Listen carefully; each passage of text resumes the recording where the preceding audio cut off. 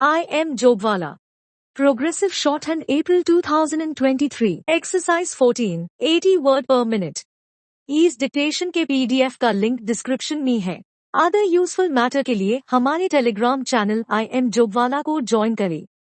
Like share subscribe. Now let's start. The income tax cannot be changed by the whim of the executive because it is enshrined in the law. Therefore, we argued, please now, on the basis of your own reports, cap the rate. When we used the word cap the rate, what do we mean? It cannot be changed by the whim of the executive. A rate must only be changed with the approval of Parliament. Now I ask all of you, do you agree with me or do you disagree with me on the question that a rate of this importance must be changed only with the approval of Parliament? It cannot ought not to be changed by the whim of the executive. Now I want to speak up loud and clear and tell the people of India that we don't want Parliament to change the rate. We want the executive to change the rate. The people of India expect low indirect taxes. The people of India expect low indirect taxes. There are a lot of people, a lot of corporates I have seen in the last few days speak up of passing the GST bill. It does not matter to them whether the rate is 18 or 20. They will pass it on to the consumer. In any way, there are many voices in the country to speak up for the corporate supporters. But somebody must speak up for the people. That is precisely what my party is doing, what I am doing today.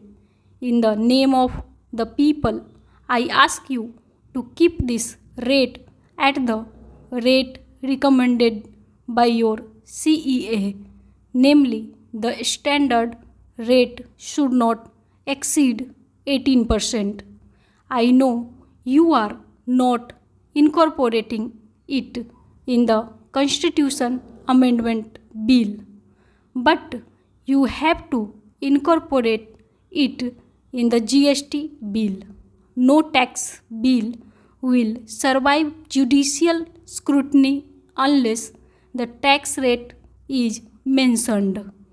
So today you may avoid mentioning of it, but 3 months later, when you come back with the GST bill, the CGST bill and the IGST must mention a tax rate, and we will repeat this demand again then. In the meanwhile, we will campaign throughout the country appealing to the people of India to support the idea that this tax, the standard rate of GST, should not exceed 18%. With the greatest respect, I don't buy the argument that by fixing the standard rate at 18%, the states will lose revenue. This should be looked at positively for those states. Sir, just read paragraphs 29, 30, 52 and 53 of this report. It categorically argues on sound data that a rate which is the standard rate which is based on implied RNR 15 to 15.5, a standard rate of 18% will protect the revenues of the center and states, will be efficient, will be non-inflationary, will avoid tax evasion, and will be acceptable to the people of India. However, if the government does not care about inflation, does not care about acceptability to the people of India, does not care about efficiency, then go ahead and charge 24% or charge 26%. That is defeating the purpose of GST. If you are going to charge 24 or 26% ultimately on goods and services, why bring a GST bill at all? Your excise and customs will take care of it. Please remember, services today represent 57% of India's GDP. It suffers a tax rate of 14% today. With Swachh Bharat cess and other cess, it may have gone up to 14.5%. But if you suddenly jack it up to something like 24%, it is hugely inflationary. Let me caution you. Let me go on record. It is hugely inflationary and there will be a huge backlash if you raise the service tax rate from the current 14.5% to 23 or 24%.